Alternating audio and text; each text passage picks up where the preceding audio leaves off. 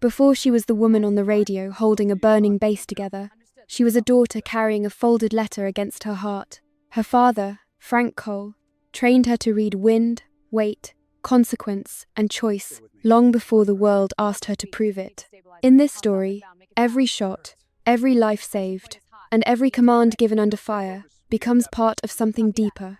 Grief turned into discipline, and love turned into survival. The comms went static.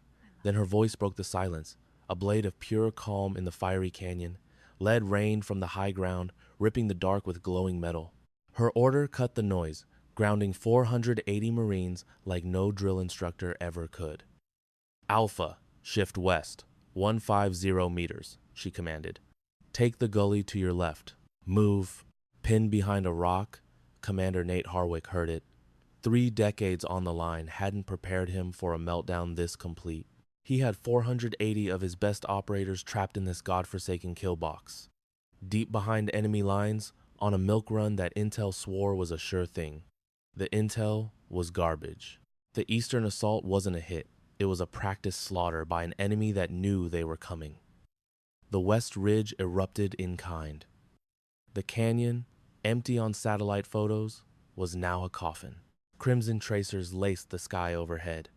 A Marine shrieked to his left, a final, unbelievable sound. To his right, 2 others went silent, a quiet that was louder than any scream. He hit his radio. "Doc, what's your 20? "Medics inbound." The silence stretched. "Engaging, sir," she replied. "Eyes on the North Pass. Mortar setup 200 meters east.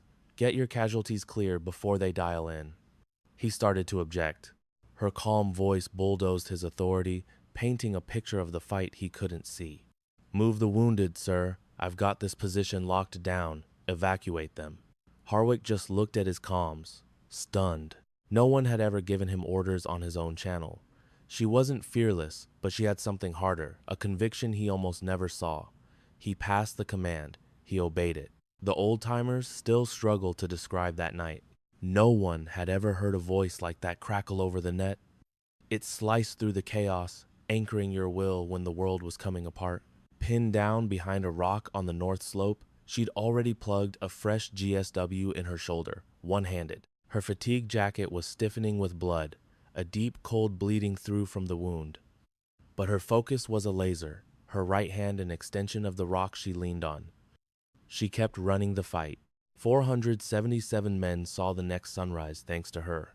But this story isn't about that firefight. It's about the 18 hours before, when a chopper team and a squad of hard chargers got everything wrong about her. They misjudged her in almost every way. The FOB was perched at 6,000 feet, a blip on a screen. It was just a generator, 3 shelters, a medical tent, a comm shack, and a wire perimeter they'd reinforced twice. The guys out there knew digging in wasn't being paranoid, it was staying alive. Sheer rock walls boxed them in on 3 sides, the 4th dropping into the valley. The air was thin and sharp, a cold that gear couldn't touch, and they just learned to ignore. You just work around what you can't fix. The cold was part of the job. The final bird of the day came in at 1700 hours, hugging the high ground. Rotor wash blasted the earth as it touched down. The chief kicked out 2 fuel pods and a pallet of med gear. 1 person came next. The helo was already lifting as she walked clear of the landing zone. The blast hit her, she just held her hair and kept moving. She knew exactly where she was going. She'd burned the camp layout into her memory days ago. There was another detail from the intel brief she'd filed away, something she was holding tight. She'd spotted a discrepancy, the one detail that convinced her to take the job. She carried that information like a hidden blade. Her duffel was standard issue. Her medical kit was packed in a hard case. Dressed in gray tack pants and a fleece, she moved with an efficient grace that asked for no approval. Petty Officer First Class Colt Briggs watched her go by from the edge of the LZ, a tablet in his hand. He was 6'2", 220 pounds of operator, carved out over 12 years in the teams. He assessed her with the same quick, cold calculus he used for everything. He turned to his buddy and said what he thought. "That ruck's heavier than she is." His partner started to argue, then saw Briggs's face and shut his mouth. He had a point. She was 5'4", tops, maybe 118 pounds, soaking wet. Her hair was tied back neat. The gate guard had already confirmed her papers. Her dark eyes never stopped scanning, a systematic search, not a simple look around. But Briggs wasn't catching details like that. He'd already made his call while going through his PCCs. Her name was Tessa Cole. On paper, she was a Navy dock and civilian contractor sent by Spec War to plug a last-minute hole. Her file was perfect. Johns Hopkins, fully trauma certified. Her jacket listed 2 prior tours, both in the rear. It also noted 53 field surgeries. Every one of her 53 patients lived. That flawless record made Commander Harwick hesitate. 0 losses wasn't just skill, it was something more. He found her in the aid station 40 minutes later. She'd already torn down the crates and was organizing supplies by wound type. She was cross-checking the op plan with her stock on a notepad, moving with a silent, intense purpose. She looked up when he came in, her focus instantly on him. "Commander Harwick, you've seen the plan." "I have." "Questions?" She tilted her head. "The casualty estimate uses data from before 2021. Based on the new intel, I'd bump that number up by 20%. He studied her. "It's a supply issue," she explained. "This terrain puts a bullseye on the med tent. I need to stash 3 trauma kits at designated rally points. I can do it after dark." Harwick was silent. He expected the usual questions about radios or medevac. He never thought a contractor would second-guess his casualty estimates. "Make it happen," he said. He left the tent, the cold air hitting his face. He filed that conversation away, a piece of intel for later. Briggs voiced his opinion 3 times before dinner. At the gear shakedown, he griped that her medkit was packed for World War III. In the briefing, she stayed in the back, her gaze fixed on the topographical map with a fierce concentration. He gave his final judgment during chow. He told 3 teammates she was a liability, saying it like gospel. It wasn't personal. In his world, liability was the only word that mattered. A liability was something that got men killed, a threat you ID'd and neutralized before the mission started. He was just protecting his guys. He'd have said it with total certainty, and he wouldn't have been completely off base. He didn't know she caught it all through the canvas wall. She just ate her food, saying nothing. A rule from her dad: ignore the noise. Words are like ammo. You use them when they count. The rest is just wasted energy. She'd followed that principle for 16 years. As the light faded, Chief Petty Officer Vance Dunar approached her at the wire perimeter. He was 53, built like a man who'd spent a lifetime doing hard jobs, with a stillness the younger guys lacked.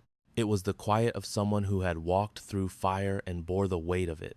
He'd barely spoken to her, just observed her with an expression that said he was verifying a fact he'd already accepted.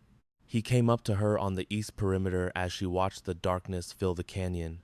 He stood with her for a minute, looking at the same landscape. "Frank Cole was your father." She waited a moment before answering. "He was," she said. "SEAL Team 3, saw action in the Gulf and Somalia. He got out in 2012. She looked at him. "He was my instructor at BUD S in 95, Dunar said. "A cocky 24-year-old kid, until Frank showed me the real deal." He paused. Frank then spent an hour systematically taking that ego apart. He was so polite about it, it stung more. "He never brought you up," she said. "He kept names out of it." "Sounds about right," Dunar said. "But he mentioned you once. Saw him years later. Said his daughter had the gift." He said it was the rarest skill he'd encountered in 40 years, and he was helping her learn to use it. She didn't respond. He died in 2019, March 14th. A brain bleed. 57 years old, survived all that, only to die in a hospital 3 days after a stroke. She stated the facts flatly, emotions worn away by time. Dunar gave a slow nod. "My condolences," he offered. "Thank you." The canyon below was pure black. The stars outlined the peaks as the generator coughed to life, its lights flickering then holding. "How you were reading that map," Dunar said softly. "You were watching the high ground, not the target." He let that hang in the air. "That's pure Frank." She held her silence. "This ain't an interrogation," he said, his voice low. I'm telling you what I saw. I know what it means. And whatever op you're running, this fob is gonna get wise. He locked eyes with her. Someone had to be reading. Now, it's you. He turned back toward the wire. She stayed put at the fence. And about Frank Cole, let's be real. The man was a shadow. You won't find his name on a single AAR from his 30 years in. No articles, no books. His story was told in whispers, passed between operators, the kind of history that's never written down. He shipped out at 18. He made it through A and S on pure grit and a deep calm the instructors saw but couldn't define. He wasn't the biggest or the fastest. He was the one who, when it all went sideways, could lock the pain away and just drive on. Not every pipe hitter has that fortress inside. He earned his dagger, perfected the craft, then evolved. He became a man who saw the why behind the how. He knew the light years between them. Desert Storm in 91, Somalia in 93. That October, he was in a firefight that became the definition of a goat rope. 3 pumps to Afghanistan after 9/11. Black bag jobs so deep they were wiped from every record, immune to any inquiry. In the lingo of the trade, he was a ghost, not by choice, but by design. He hung it up in 2012, settling down near San Diego. He ran at 0530 sharp, kept his kit immaculate, and taught at a private range you'll never find. He put a rifle in his daughter's hands at age 10. It wasn't to forge a mirror image of himself. He made that clear, and she got it. He did it because he believed that understanding a weapon, from its guts to the weight of its use, was to learn a hard truth about power and what comes after. He trained her for years, almost every weekend, and on summer mornings before the heat clamped down, doping the wind, controlling his breath, squeezing the trigger. The brutal math of the shot, the patience to wait for that one perfect moment, knowing the line between a shot you times can times take and one you times have times two. At 16, she rang steel at 900 meters in a bastard of a crosswind. He saw the hit, paused a second, then said, "Fix your follow-through." She did. His lack of praise was its own language, a dialect she spoke fluently. Her getting into Johns Hopkins earned his quiet, solid nod. He was sure her hands were meant to heal, a belief he held even while teaching them to break things. It was a complicated, heavy inheritance. In March of 2018, he wrote a final letter, one last set of orders he never spoke of. He sealed it and put it away for the right time. He knew his heart was giving out, and he met the news head on. But this was a man who made plans, and that meant getting the last words down on paper. He died on March 14th, 2019, in a hospital bed. He was 57. She was a 21-year-old sophomore. The call came at 0600. She sat dead still in her dorm room for an hour as her entire world caved in. The bottom had just fallen out of her life. Her reality had to be rebuilt from scratch right then. So she got up, went to her lectures, and locked on to the next objective. Just like he taught her. 2 weeks later, she found the letter in his personal effects. She read it in her old bedroom back in Denton, Texas, with winter sun cutting through the window. She read it through once, folded it into a pocket, and it never left. The thought broke the surface now as she moved to the aid station to build out her trauma kit. She cached her main kit in 3 different spots, each with solid bug-out routes. A solo job, totally off the books, done after dark, no one saw a thing. It didn't matter. The next morning, 4 hours before hour, she found Reed Kowalski. He was 23, humming with the nervous energy of a boot about to step into the fray. A tightly wound spring of a Marine. With no idea what this fight was about to cost him, he was running PCCs south of the wire, looking squared away, just like his jacket said, mission capable. She watched him for 90 seconds flat. She caught the fractional hitch in his blink rate, a tiny tell no one else would ever see. But finding the tells was her job. It was the entire mission. She watched his hands on his weapon. His grip was by the book, but his rhythm was off just enough. She saw the slight lag when another Marine called his name. A slow response. She made her move. Kowalski. He glanced up, his face clear. No worries. Doc, hold up. He stopped. She took his pulse, fingers light on his wrist. checked his pupils. Then she rapid-fired 3 questions, timing his replies. "You've got the onset of heat exhaustion," she said. "No emotion. Signs point to it starting yesterday. Your core temp is climbing. Your pulse is erratic. I'm starting a drip. You're off full kit for 3 hours." He started to argue. Right on cue. "Doc, I'm good to go. I just." "Your reaction time is degraded by 12%. She cut in, her voice flat. "You don't feel it, because inside your head, everything feels normal. Tonight, that 12% puts a friendly in the ground. If you go down on the objective, you're a liability." She let the words hang in the air. "The major has to be looped in." Kowalski's face shifted as the reality hit him. "Roger that. Take a knee." She had the IV running in under 20 seconds. Major Harwick came over, watching her work, saying nothing. Her report, when she was done, was clipped. "He'll be mission ready in 3 with fluids. Light duty until 1400. Harwick gave a sharp nod and moved on. Briggs had been watching from 10 feet away. He shifted his weight, and from that second forward, the way he looked at her was completely different. The mission brief kicked off at 1300 in the TOC. It was standing room only. Harwick ran it with lethal efficiency. For him, the plan and the act were the same thing. Tessa stood at the back with a notepad, her focus so absolute she might as well have been invisible. People who see everything are rarely ever seen. A topo map glowed on the wall. Eastern Valley, 8 clicks out. Confirmed weapons cache in a structure. Infill through the valley, with a secondary approach along the northern ridge. One sniper on Overwatch, Staff Sergeant Alrek, a solid shooter. One corpsman assigned her. She scanned the map. As Harwick pointed to 2 potential hide sites, she read the terrain. Without looking from her pad, she spoke. "The rock pile at grid 477 will expose our guys to his backblast if he whiffs the shot. The ledge at 479, 30 meters north, gives him better cover and a cleaner line of sight." The tent fell dead quiet. Harwick's gaze shifted from the map to her. "How do you figure?" he asked. "I'm reading the ground," she answered.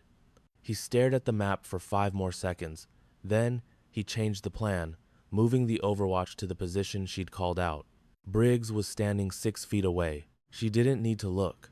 She could feel his attention sharpen, the quiet detonation of a man seeing his world get turned upside down. She made a note and went quiet again. The last hours before an op have their own kind of weight. The FOB got quieter, movements more deliberate. The Marines went internal, getting their heads right for the work to come. Rifles were stripped and cleaned with a precision born from past mistakes. Gear was checked, then checked again. She ran her own medical pre-flight checks. Then she just sat, her hand resting on the hard rectangle of the letter in her breast pocket. It had lived there for 5 years, a steady pressure over her heart. Her father knew that the moments that matter don't send an invitation. They show up fast and they hit hard. They don't give you a warning, so you say what needs saying when you have the chance. He'd already said his piece. She'd read his last order so many times it had become the framework of her own mind. The training wasn't a memory anymore. It was instinct, hard as bone. She felt it settle deep inside her as the night air turned sharp. Infil was at 2100, 3 birds flying dark and low, hugging the terrain through the mountain passes. Strapped into the second chopper, Tessa watched the black ridgelines whip by. Her mind was a flat, calm lake, a state he had drilled into her for years.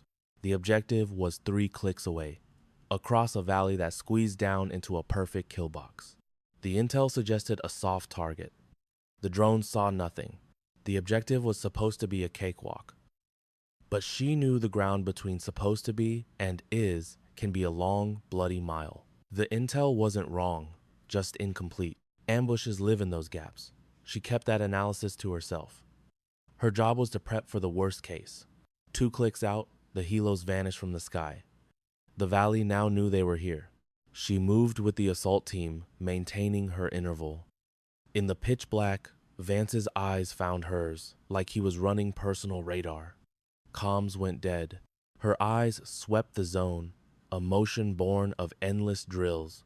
3.5 clicks out, a cold certainty washed over her. A heat shimmer pulsed above the scree. It repeated. A signal, not a mirage. She logged the threat. Then the twilight shattered with a rocket's flash. The concussion flattened the air. Both ridgelines answered with a volley of gunfire. They'd been drawn into a kill box. The objective was gone.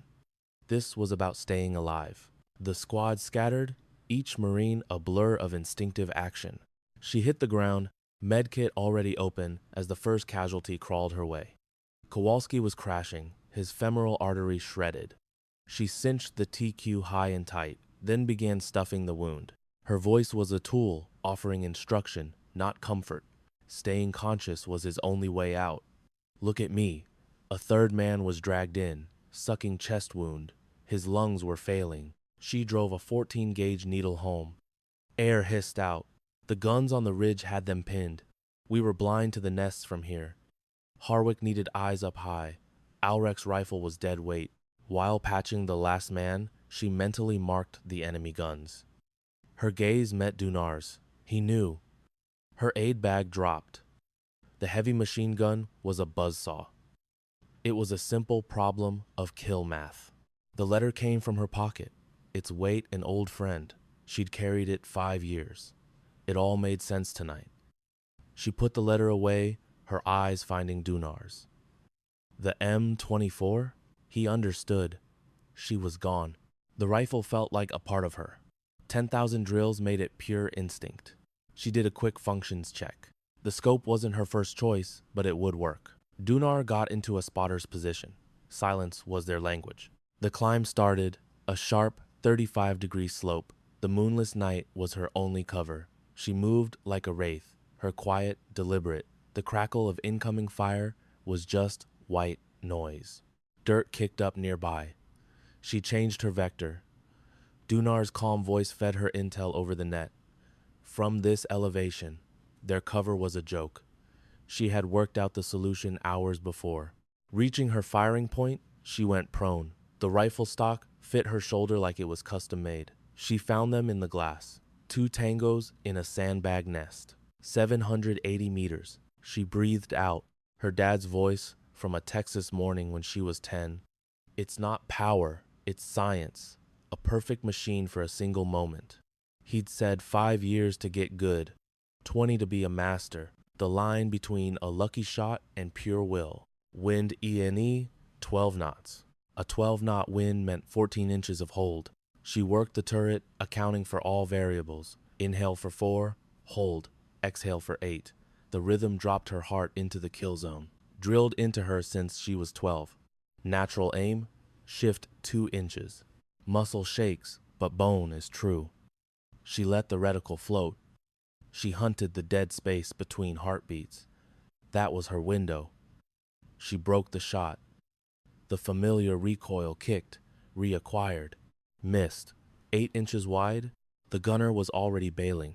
Briggs's smug voice crackled on comms. Noise. The miss was all that mattered. Recalculating. The gusts. She forgot the damn gusts. The heat mirage in the scope gave up the pattern. A gust cycled every 8 seconds. 4 clicks left. She reset. Breath, pulse, pause. She waited for the 2-second lull and sent the round. The heavy gun stopped. Dunar's voice was flat. Splash. Guns down. She was already gone. Second target, 140 meters south. New problem, new angle. She moved 30 meters down, staying low. Moving fast in the dark gets you killed. Set. Target acquired at 920 meters. She read the thermals and the valley wind. 1 shot. Gone. 6 positions in 37 minutes. She dismantled their line systematically. Heavies, then support, then the guns covering their escape. She moved through the night following a mental blueprint. She took only guaranteed shots. After that first miss, every round hit home. Below, the battle turned. The squads pushed into the silence. She heard Harwick advance. There was no conscious thought left. That time was over. The choice was made when she picked up the rifle. This was just the execution. It was her father's creed. Hold the line when everyone else breaks. She never broke. After the last gun went quiet, she scanned for 90 seconds. Satisfied, she keyed her radio. Harwick, Ridgeline is clear. Your exfil is open. A pause. Harwick's reply was strained with disbelief. Copy that, Doc. What's your 20? North slope, 80 meters up. On my way down, a longer beat. Easy, he said. Dunar met her on the way down. Harwick's Marines just stared. She moved past them, stowed the rifle, and opened her pack. Who's hit? A profound quiet fell, the kind that breaks a man's understanding of the world. The men understood the simple facts. Rounds were fired, enemies died. Then, she came back, put the rifle away, and became Doc again. Their silence was the sound of broken assumptions. Briggs watched her for 4 minutes as she patched up Staff Sergeant Dow's leg. He watched for 2 more. His face was a map of a world being redrawn. Where in the hell did you learn that? He finally asked. She didn't look up. My father. Who was he? A quick glance, then back to the wound. Navy. Briggs looked at Dunar, who watched everything. Harwick joined them, his composure solid as he processed the new data. His eyes were locked on her, building a completely new profile. Cole, he said. Sir, when you're finished. 3 minutes, sir. He waited. She finished and faced him. His entire perception had shifted. Your father, he started. Frank Cole, Master Chief, retired. SEAL Team 3. Harwick's gaze snapped to Dunar. Frank Cole, Dunar stated, the name an established fact. Briggs was already moving to the comms tent. He was going to pull her file, and it would be a long read. A new kind of quiet took hold, not of peace, but of the heavy air after a revelation. She looked at Harwick. 4 more wounded to prep before evac. Do it, he said, watching her work. An hour shy of dawn, he found her on the east flank, methodically restocking her kit. He approached to talk, not to debrief. She had been expecting him, Somalia. Her hands stilled. October 3rd and 4th, 1993. Her father had only spoken of it twice. She returned to her kit.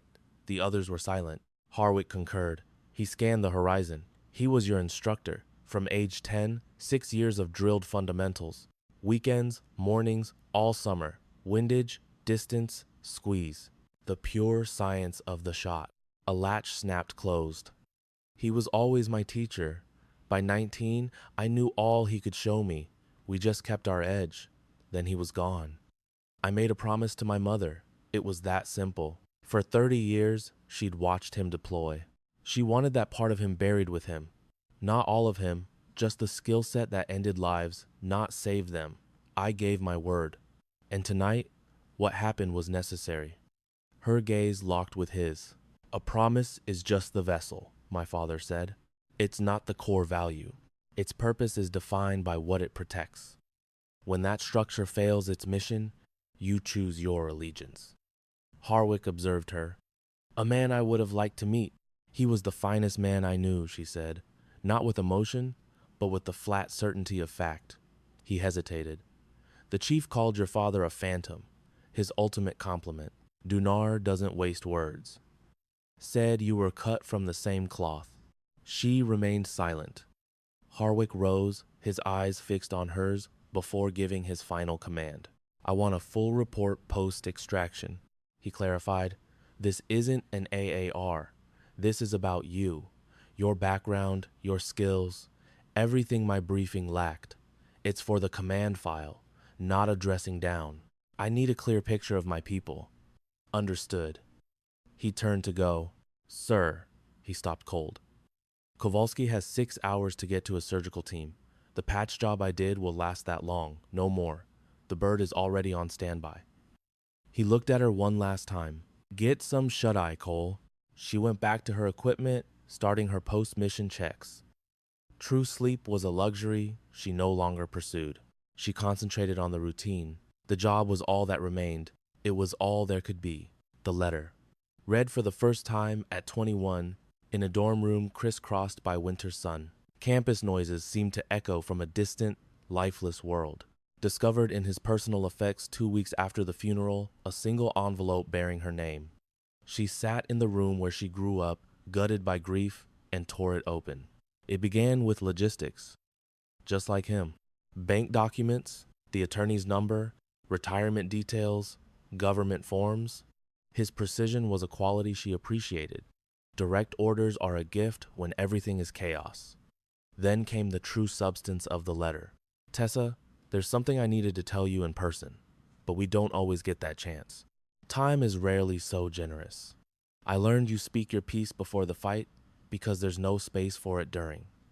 You gave your mother your word, he wrote, and I respect it. I know I'm why she needed that promise from you. I understand. Your mother possesses a kind of knowledge we lack, earned by loving a man like me for 3 decades and learning to carry that burden. But I must also be clear. I was the one who trained you. I did it so you would understand, not so you would follow in my footsteps. I was honest with you about that from the start. I trained you because true understanding is how you manage a great responsibility. Ignorance of a capability makes you its servant. Understanding gives you a choice. Your instincts have my full faith, he wrote. They have since you were 12. Your method for seeing a situation and finding the solution is something I can't articulate. It is exceptionally uncommon. In 40 years among predators, I have witnessed it perhaps 3 times. A time will come, he wrote, when you must decide between your vow and the correct course of action. I cannot be there to witness it or advise you. My only comfort is my trust that you will discern the right path. No matter which you choose, my pride in you was cemented long ago. He signed it simply, your father. Not an expression of love, but of fact. That was him entirely. She had reread it 100 times. Its words were etched into her being. Yet she held on to the paper, a tangible reality. The texture, the impression of the pen, the quiet truth of his hand on this page in a room she could perfectly picture. She clutched that letter just before taking up the rifle. Now, she sat with her gear in the chill, as the sunrise stripped away the night's events with its stark illumination. In the dawn, she finally confronted her vow. She broke it. There was no other interpretation. In her mother's Denton kitchen, she had given her word and meant it completely. Tonight, that oath was shattered. Both realities were true and had to coexist within her. Her father had foreseen this. He knew a time would come when her word and the mission would collide, and she would know the right choice. She did. 60 men were alive to see this dawn because she made it. Kowalski was 23. He would make it home. 40 men in the kill zone, who would have been erased by mortar fire had the enemy guns not been silenced, were still breathing.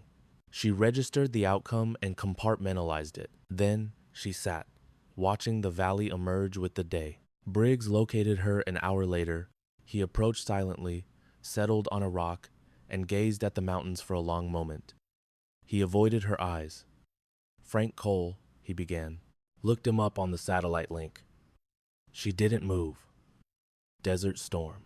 11 confirmed in Kuwait, all clean shots. Somalia. 3 rotations in Afghanistan. 7 awards, 4 redacted at my security level. He paused. His official record alone is a lifetime's work for an elite marksman. The sealed file must be something else. She said nothing. When you arrived, I said something, he admitted at last. I understand now. I would retract it if I could, but that's impossible. He met her gaze, his commander's facade stripped away. It was the raw expression of a man confronting a colossal error. A single flawed report. I gambled. That wasn't leadership. It was a mistake I can't afford to repeat. It was a command decision with the intelligence you had, she stated evenly. That's the job. A job I failed, he retorted. Flawed procedure, flawed result. Silence followed. Then own it, she said. Report it in the after action. My father would agree. His gaze locked onto hers. Was he always so direct? He taught things one time. You listened, then you performed. She paused.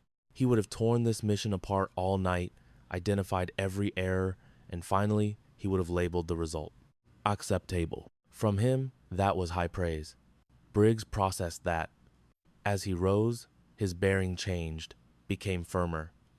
To be clear, he said, your performance on that ridge was flawless, the finest I have ever seen. Then he left. The helicopters arrived at 0900 hours. She handled triage for 2 wounded during extraction, her tone a steady, clinical presence amid the turmoil. Kowalski was awake, his gaze fixed on her. No words were necessary. The forward operating base emerged from the dust kicked up by the rotors. She went directly from the chopper to the aid station, detailing her actions for the surgeons. A seamless transfer of care was vital. You can win the battle but lose the man in the OR. 2 hours passed slowly. Harwick was there when she came out. He stood with the weighty calm of a man who had moved past the initial shock and into the aftermath. They took seats on some ammunition boxes. "Explain it to me," he said, "your presence here." "The designated corpsman, Marsh, had an emergency appendectomy 4 days ago. The position opened up for contractors. I volunteered." "For what reason?" She anticipated the question. "I reviewed the operation order. It specified a single sniper. I reviewed Sergeant Ulrich's file. A good marksman, by the book, but the area of operations was too large for a lone rifle. The opening was for a medic." She held his gaze. "I'm qualified for both, so I filled the position." Harwick just studied her. "You boarded that chopper with abilities you kept off the record." "I identified a strong likelihood, not a guarantee." "And you remained silent about it." "My medical certifications are documented. My time behind a scope is not. My father trained me for survival, not for commendations. Special Warfare Command has no file on me." She was unwavering. "If I had disclosed my skills, bureaucracy would have kept me here. Authorizing another sniper would have taken weeks. I had 4 days. The machine would have sent a replacement, not someone who already recognized the flaw in the strategy." He said nothing. "You saw this before you arrived," he stated deliberately. "And you maneuvered to correct it silently." "Correct. But why the secrecy? If I had presented as a sniper with medical skills, this deployment would have been an argument over documentation that doesn't exist. My time would have been wasted explaining my qualifications instead of performing my duties." The quiet lingered. The objective took priority. He got up, walked a few steps in the dirt, then faced her. "The after-action report will be truthful," he stated. "Every last detail. This goes directly to high command. The consequences are unpredictable. You get that? I do. This could be bad for your career, sir. 3 killed, 22 wounded, mission failure. It's a disaster. My involvement is either reported accurately or it's omitted. A falsehood only benefits me, and I am not the mission." He met her eyes for a long moment. "Report it factually," she reiterated. He gave one curt nod and moved toward the command post. She remained, observing the mountains under the harsh morning light. Her hand touched her sternum. "I'd broken my word, but it was necessary. He'd have approved. Perhaps I knew I would all along." She rose and returned to her post. Owen Graff's dossier landed on Harwick's desk at 1 p.m. the following day. After reading it, he summoned his leads. The file was sparse. The critical files usually are. Graff, born 1973 in Knoxville, Tennessee, joined up at 18. He chose the hard road, past Delta selection. CIA's SAD recruited him in his 30s, the deniable ghost. By all accounts, a prodigy. The dossier highlighted his tactical genius, but also the weight he carried, unlike the REMFs. He bore the operational cost personally. Intel saw this as an asset until it became a liability. Syria, 2012. Op Cardinal led a 4-man team. Mission success. But exfil was compromised. They popped smoke and punched out. The chopper was en route. Then, 40 mics out, it was scrubbed. Official reason, weather. 2 SAT feeds showed blue skies. 3 of his guys were killed in the ensuing firefight. Graff was captured. He survived 18 months of unimaginable torment. His escape details are intentionally vague. The brass declared him killed in action in December 2012, a gross miscalculation. For 12 years, he's been busy. Now, the network he'd constructed had the tactical advantage. His plan wasn't insane, it was deliberate. The result of a decade spent fixated on one goal, payback for the deception and betrayal. Harwick shut the dossier. "He's no extremist," Harwick said flatly. "He's not after global chaos. He wants retribution for a singular betrayal." The statement settled in the air. It's no excuse, but that makes him more of a threat than any zealot. A thinking enemy is a consistent one. The weight of their predicament was palpable. He'll hit us again tonight, Harwick stated. Nods all around. A man doesn't dedicate 12 years to a mission, only to fold after one failure. Tessa was quiet against the wall. She'd already scanned the file. He knew she had. A single scan of the dossier was sufficient. The intel shattered her perception of this conflict. She envisioned a soldier in Syria, 2012, hearing the inbound choppers, then only the silence of abandonment. She considered how 18 months in captivity would break a man's will, how it would crush his loyalty to the system, to the colors. She imagined the insidious venom of betrayal and the icy rage it would foster. She compartmentalized it and went to the BAS. The next 4 hours were pure preparation. She refilled her trauma kits, moved supply drops, and simulated his likely new avenues of attack. She reviewed every CAS rep, aware that triage only bought minutes. Then, she methodically consumed a hot ration. Her father's mantra returned, chow and rack time are ammunition, not luxuries. He was seldom wrong. She got 90 minutes of deep, tactical sleep, the kind you grab mid-battle. Returning to the aid station, she checked her gear again. Dunar appeared at 1700, his bulk filling the doorway. Silence. Their eyes met, conveying everything Chaos had taught them when speech was useless. It's gonna be a real dust-up tonight, he finally offered. I know. Your surprise advantage is shot. Graf's got your number now. He'll be waiting. She gave a sharp nod. Hands okay? She checked them, saw a small blister from the action.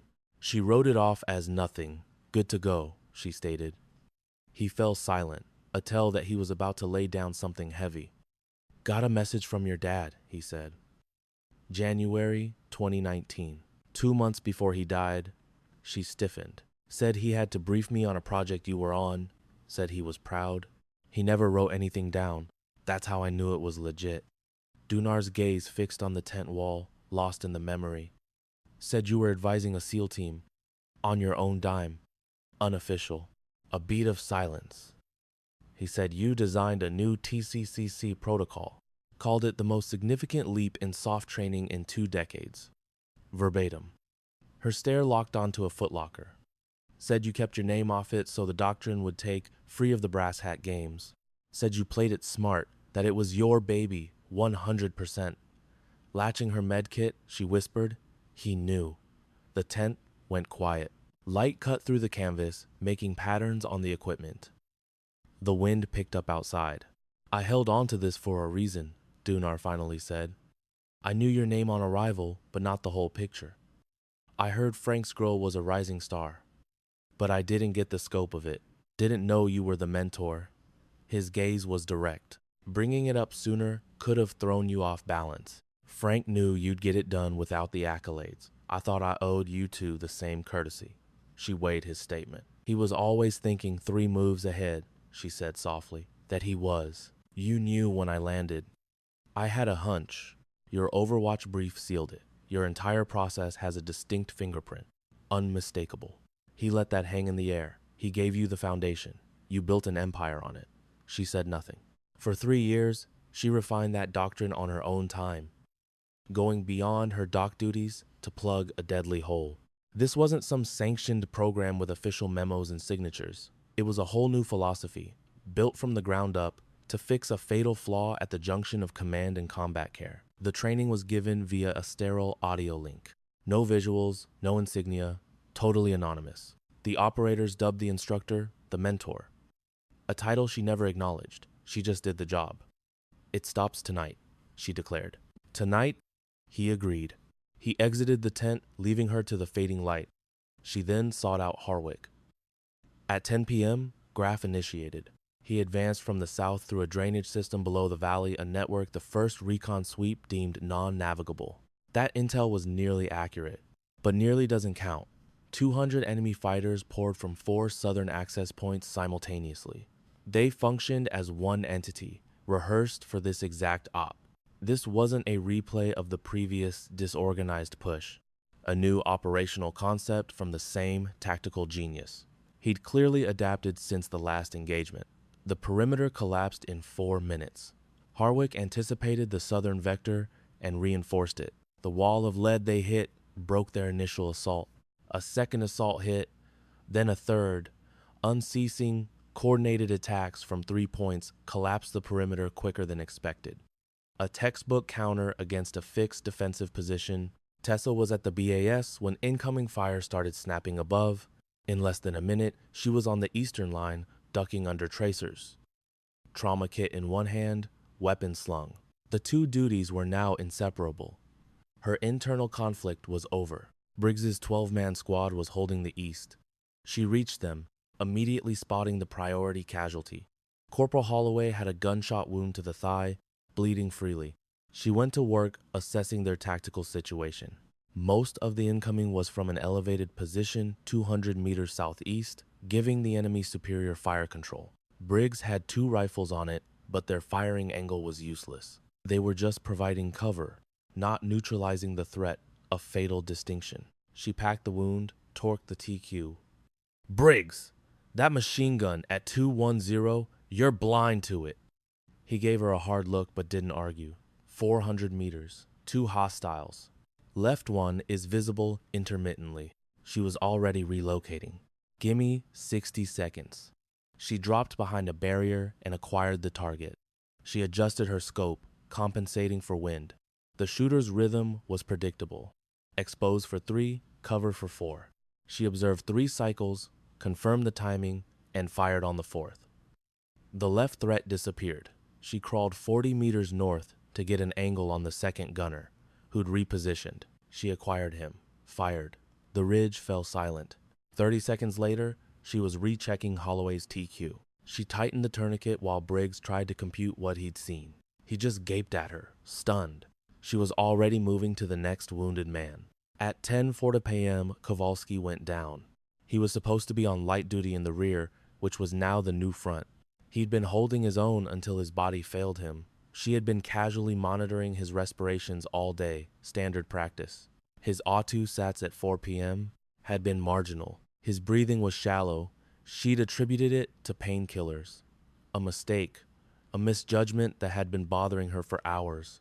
At 10:40, his respiratory pattern shifted, and she knew instantly. She was at his side in 6 seconds. A tension pneumothorax that had been developing for hours, exacerbated by the flight and combat. His trachea was deviated, no breath sounds on his left. Total respiratory failure. Kowalski. Eyes on me. Nothing. His skin was turning that waxy, dead man's gray. She grabbed a 14 gauge, found the spot by feel, second intercostal space, mid-clavicular line, and punched it in. On a needle decompression, you don't hesitate. The rush of air was instant. His features softened as his chest inflated. Hand on his sternum, she monitored his breathing, color flooding back into his face. Catheters set. "Your lung is re-inflating. Easy." He obeyed. Her hands down his chest, feeling his system regulate, while her mind processed the cacophony of the firefight. She lived on 2 frequencies. It was a state of being she'd accepted long ago. The symphony changed. The rhythm of incoming fire changed. A shooter had found a new perch.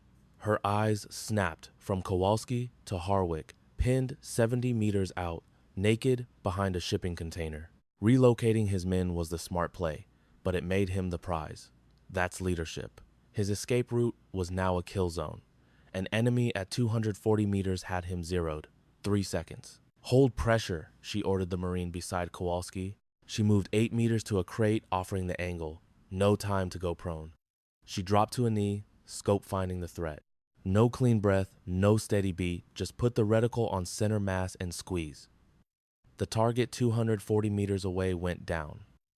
Harwick shot her a look, but she was already moving back to Kowalski. Her hand found his chest again, checking the seal. It sparked a memory. Her father, a November day on the range, she was 20. She'd asked him how he managed the balance. He'd been silent for a while. "You don't. There's no line. There are only your hands and what they have to do. What they do, that's who you are. The trick is knowing which hand to use." She felt for Kowalski's pulse, her eyes on the wire. She got it then. She wasn't him, but she was his ideal. Chase the principle, not the person. Owen Graff called it quits at 11:14 p.m. The real reason for the rout was never known outside the wire. The official AAR would pin it on bad tactics, surrendering high ground, botched assaults, and the enemy's grit. That was the version for the colonels. The grunts knew the truth. The attack shattered against something they couldn't figure out. They never found a seam. Every assault met a calculated response, not a panicked defense. Lethal breaches were plugged instantly. That defense had a brain Graff never accounted for. The garrison had an asset he never saw coming. They vanished into the mountains. Harwick had a medevac inbound in 4 minutes. The FOB was clear in 17. She was on the third bird out, triaging 2 casualties. The peaks below dissolved into the black. She focused on the vitals. That was the job now. Graff was taken 3 days later. Harwick was there for the handover, a professional courtesy. He measured the 51-year-old, a man who moved with the economy of 12 years in hellholes. Cuffed and masked, Graff met his stare, ready for the bill. Harwick let the silence stretch. Syria, 2012. Graff's response was a clipped, "Yes, your unit? It's in the file. Tell me anyway." Graff spoke for 40 minutes in a flat debrief. When Harwick rose, he offered no empty words. "This should have gone on the record 12 years ago," he said, turning. "I'm doing that now." Something in Graff's face finally gave way. It wasn't relief. It was the expression of a man whose burden was finally seen by someone who would carry it. "That'll do," Graff stated. Harwick's AAR was 47 pages. He told her about it later. He documented her total performance, logging 22 field saves and the tactical decisions that made them possible. His summary was stark. Her clandestine methods produced a superior result. He briefed her 4 days after. "A rear admiral wants a word," Harwick said. "Thomas Caldwell. He's been running an integrated training program at NavSpec Warcom for 4 years. Greenlit a black box instructional trial 3 years back," Harwick continued, his voice flat. "Never knew the source." She showed no reaction. "He wants to discuss potential. It's not a summons." Harwick studied her, says if he knew it was you, he'd have rammed it through with a bigger budget. She calculated the implications. 4,000 operators. A rogue protocol becoming doctrine. She weighed the value of being a ghost against the weight of an institution. "I'll talk to him," she decided. Harwick nodded. "My own kid is 22, he said before he left. He's at BUD-S. I see the disconnect between the medical and tactical instruction they receive." He paused. "What you've done. My son needs that. All of them do." He straightened. "Good thing you were on station." It was Dunar who let it slip. On the 5th night, the rec hall was jammed with a few hundred Marines, more spilling out the doors. She wasn't there, stuck in the BAS with reports. Dunar stood and talked about Frank Cole. Not the service record, but the man himself. What 30 years in the Corps taught him about the job and the legacy he built. He spoke of a daughter who had earned her inheritance with grit and hard work. He spoke of a promise fulfilled in a forgotten valley. Then, using words they all knew, he told them about the anonymous mentor from their training. The voice from the Sims was the contractor who'd just been on their FOB.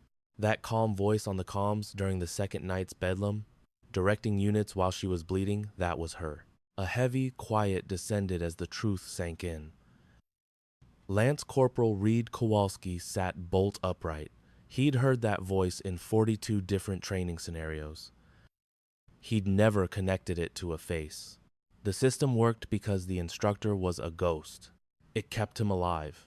Now, every single lesson replayed in his head. A memory hit him. A dark valley, a tourniquet cinched under fire, the sharp jab of a needle, a hand on his plate carrier. "Breathe, Marine." He was on his feet. The guy next to him stood up too. It wasn't a command. It was a chain reaction among men who had shared the same crucible. The entire room was standing. He found her in the aid station, buried in reports. He'd been walking for 2 days, his lungs slowly knitting itself back together. He sat down opposite her. Their eyes locked. "I know that voice," he said, his own still raw. She didn't acknowledge it. "Third evolution?" he pressed. 2 years ago. The mass casualty drill. You said, triage for effect, not speed. The loudest casualty isn't always the one you save first. Play for the best overall outcome. I've run that through my head 400 times. It changed my whole damn mindset. She set her pen down. Yes, he nodded. Why the secret? She met his gaze. With a name and a face, the first argument would have been about a civilian teaching combat vets how to operate under pressure. She held his eyes. That's a debate about me. The material is what saves lives. The protocol had to stand on its own. He chewed on that. 314 sessions, 14 operators a class, he murmured, doing the math. That's over 4,000 Marines. He looked up. That's us. She retrieved her pen. You need to rest, Kowalski. I know. He stood. He held her gaze, his world completely reframed. At the door, he said, Doc. She looked up. He gave one sharp nod of respect. She returned it. The shoulder surgery was a 2-hour job. The anesthesia wore off clean. She woke up sharp. Harwick was in the chair. Surgery went well, he said, looking up from a data pad. You're cleared. He set the pad aside. Caldwell called. The admiral running that training initiative, the one who signed off on the anonymous protocol. Harwick met her gaze. He said he would have thrown real money at it if he'd known. What's his play? She asked, her voice rough. To scale the program. Make it official. Give it proper funding. He's not asking you to join up. He's offering something different. She looked at the ceiling, crunching the numbers. What happens to 4,000 operators when their training becomes official doctrine? She thought of Kowalski's simple calculation. Anonymity or reach. Was there a right call? I'll take it, she said. Harwick gave a short nod. Reports filed, the full AAR. It's on the record now, he stated. Her jaw set. Good. Briggs showed up at dawn, all business, and took the chair by her bed. He studied his hands, the air heavy. On the LZ, I shot my mouth off. Briggs, don't. No. Let me finish. She waited. I made a crap call, said it, and was dead wrong. He finally looked up. You said I was protecting my team. I was. But I let my gut feeling become gospel. That's not protection. It's a prejudice. I should have kicked years ago. A pause. I'm sorry. She met his eyes. Accepted, she said. He nodded, relieved. Good. Then I need a slot in the first class. She raised an eyebrow. Class? Yeah. Caldwell's new curriculum. I want to be first on that roster. His stare was granite. I'm 41. 12 years in, and I always kept TAC and med separate. For 12 years, I was wrong. I need that class. She sized him up for a long moment. You're on the list, she confirmed. He stood. Your old man, he began quietly. Whatever his issues, he forged something solid in you. Then he left. 6 months later, the shadows under her eyes had faded. She'd put back the 9 pounds lost to the deployment and recovery. It wasn't training, just chow, rack time, and a body no longer coiled for combat. Her left shoulder still bit down when the remain came, a deep ache the doc said might be permanent. She logged it as intel, not an injury, just a gear check. She was pounding pavement at 0530, a 6-miler along the bay. The pre-dawn salt air was a system shock. Her dad always said routine wasn't a prison, it was the frame.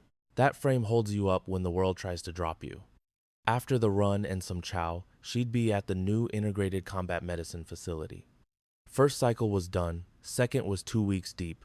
The first class had 16 shooters. This one, 22. The waitlist for the next was 47 deep. She scanned the 22 men, a mix of old dogs and new pups. They were here because the brass finally got it, and the scuttlebutt was out. Word spread from vets to boots. The gouge was simple. New course. Teaches you what you need before you know you need it. Get in. Reed Kowalski was in the back, 100%. He'd fought for a seat in this cycle. He'd earned his spot. He nodded as she came in. She returned it.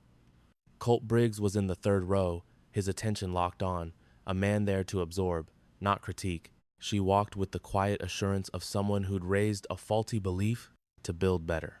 On the whiteboard, 11 words hung in the silence for her father. the valley, and what's left after the fire. No printer, just a Sharpie. The word stayed, not as a lesson, but as a creed.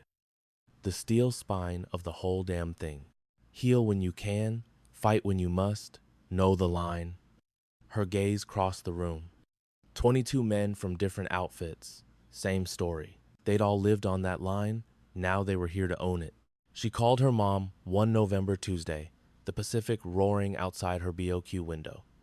Her mother, 63, was still in the Denton, Texas house where her dad, Frank, had kept his garden. Her mom tended it now, calling it her weird way of grieving, keeping him close by working his dirt. They talked for 40 minutes. The shoulder was holding up. It was true. Asked about the operators, Tessa described the second class, their varied backgrounds, their focus, and the pride of seeing an idea take hold in men who would take it to the Badlands. A quiet pause. Then her mom spoke. I was so scared when I heard. Scared, then mad, then scared again. I know. I thought about what your dad would have said. What's that? That you saw the mission. A beat. That you were right where you needed to be. He'd have said, I taught her to see the line. He told me that, Tessa murmured. I know he did, sweetie. Her mom's voice softened, like setting down a great weight. He never played the same game as anyone else. No, he didn't. Are you all right with it? Tessa stared at the black ocean. I think so, she said. Always was. I just didn't have a name for it. Good. That's all that matters. Later, she took the letter from her jacket, where it had lived for 5 years and 3 months. She sat at her desk, the sealed envelope in her hand. The words inside were already fused to her bones, less a command and more a part of her wiring now. She just held it, remembered his words, oath versus principle, the hard calls, trusting your instincts when it all went to hell. She'd trusted hers. It was the right call. She put the letter in her desk drawer and closed it. Not junked, just retired. She didn't need to carry it anymore. The lesson was part of her now. 5 years of reading it was enough. The lesson was learned. She was the lesson. Monday, 0800. She faced 22 operators in the Coronado light. Behind her, 11 words stood as a creed. Her words, true down to the bone. Caldwell's office had confirmed it. Applications for the next cycle doubled projections. 2 other commands wanted their own version.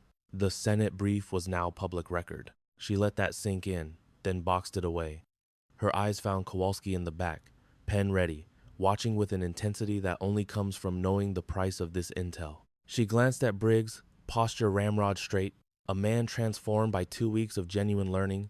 She saw her father running his 6 miles at 0530 back in San Diego. A man who knew real work leaves no paper, no medals, no record. He knew what lasts is the skill you build in others, a code that outlives you, not the actions, but the wisdom left behind. She saw the valley, the letter, the choice made in 2 seconds to break a promise. She saw 63 KIAs and 477 men who got a tomorrow because of her hard math, her mom's voice. The letter, finally at rest. She thought about walking through fire and coming out solid. She looked at the 22 men who would learn to carry a new kind of weight home. She took a deep breath. All right, she said, time to get to it. And class was in session.